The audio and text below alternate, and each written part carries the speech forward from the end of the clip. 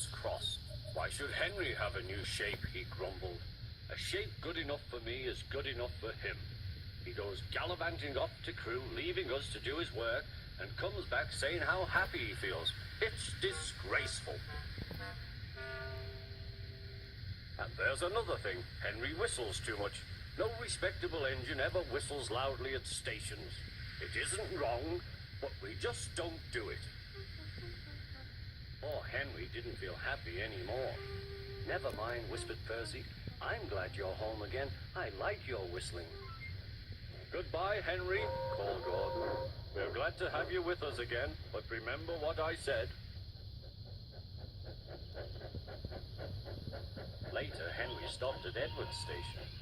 Hello, Henry, said Edward. You look splendid. I was pleased to hear your happy whistle yesterday. Thank you, Edward, smiled Henry. Shh, shh. Can you hear something? It sounds like Gordon, said Edward, and it ought to be Gordon. But Gordon never whistles like that. It was Gordon. He came rushing down the hill at a tremendous rate. He didn't look at Henry, and he didn't look at Edward. He screamed straight through the station and disappeared. Well, said Edward.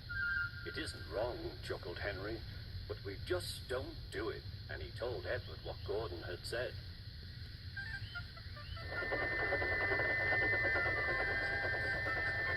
Meanwhile, Gordon screeched along the line. The noise was awful.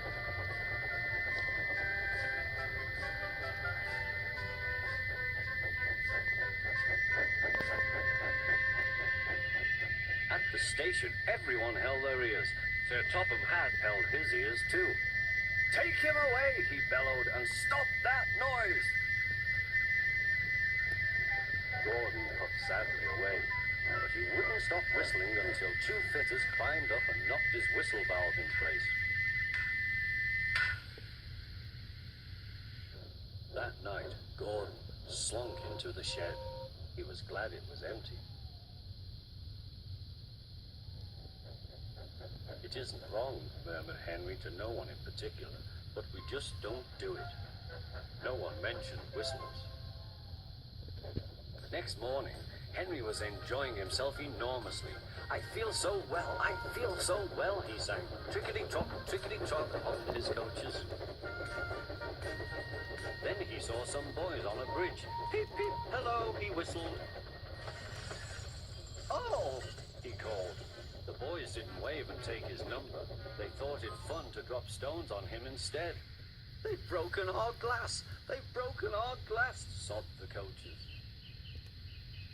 The passengers weren't hurt, but they were cross. Call the police. No, said the driver. Leave it to Henry and me. What will you do, they asked. Can you keep a secret? Yes. Well then, said the driver. Henry is going to sneeze at those boys.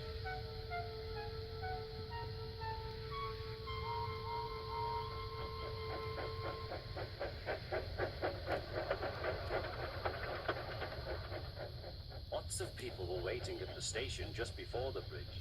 They wanted to see what would happen. Henry has plenty of ashes, said the driver. Please keep all windows shut till we have passed the bridge. Henry is as excited as we are, aren't you, old fellow? Henry was feeling stuffed up.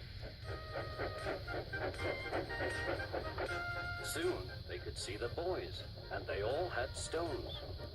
Are you ready, Henry, said his driver. Sneeze hard when I tell you. Now, he said. Achoo-shoo!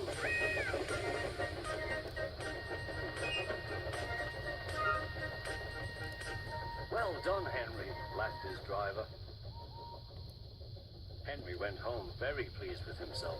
He had taught Gordon and silly boys a lesson with a whistle and a sneeze.